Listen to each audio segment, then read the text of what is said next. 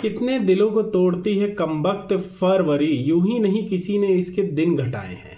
तो ये फरवरी का महीना बहुत से लोगों के लिए प्यार मोहब्बत का महीना होता है, जिनके प्यार मोहब्बत वाले दिन होते हैं, वरना बाकी जो सिंगल लोग होते हैं उनके लिए महाशिवरात्रि का महीना होता है। कि जैसे कि मेरे लिए 14 फरवरी एक साल का रिमाइंडर है कि भैया तुम इस साल भी अकेले ही हो और गरीबी सीमा के नीचे नहीं हो। तुम्हें लोन उठाने की तुमने ऐसा गलत कांड नहीं करा जिसकी वजह से तुम्हें लोन उठाना पड़े, क्योंकि इस दिन आते ही फूलों के रेट ऐसे बढ़ते हैं जैसे बैंगलोर में बारिश होने के बाद कैप के रेट बढ़ते हैं। और सिर्फ बात फूलों पे खत्म हो जाए तो भी मैं चांस उठा लूं, फिर उसके बावजूद भी जो खर्चे हैं वो देख के मेरा और मन नहीं होता।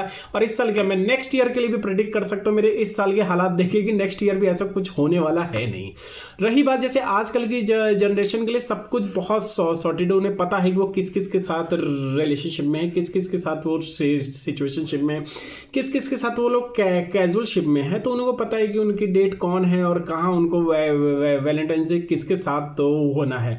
हमारे टाइम पे वैसे तो मैं ऐसा करूँ, मेरे टाइम पे कौवे सफ़ेद होते थे, नहीं उतना भी बुढ़ा नहीं हूँ। हालांकि मैं अपने टाइम के अगर मैं अपने प्यार मोहब्बत की बातें या वैलेंटाइंस डे कैसा होता था उसकी बात करूँ तो उसमें सिर्फ लड़के को ही पता होता था कि उसका रिलेशनशिप है, लड़की को पता ही नहीं होता था।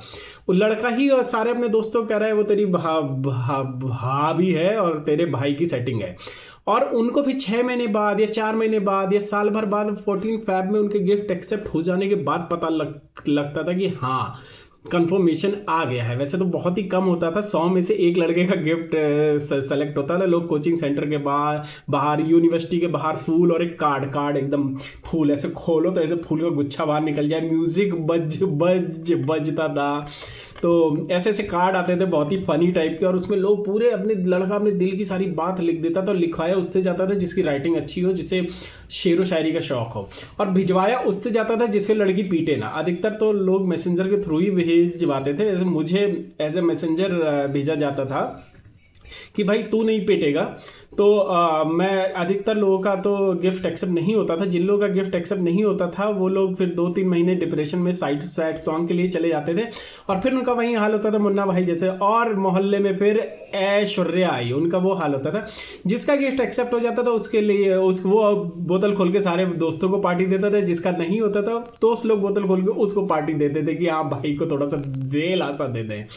तो वैलेंटाइंस डे 14 फरवरी प्यार का दिन, प्यार का महीना। तो वैसे ही मुझे दिल में ये ख्याल आता है कि ऐसे कोई एक नफ़रत का दिन भी डिसाइड कर दिया जाए, जिसको जितनी नफ़रत है उस दिन पूरी निकाल लिए जाए, और फिर साल के पूरे 364 दिन सिर्फ प्यार मोहब्बत रह जाए।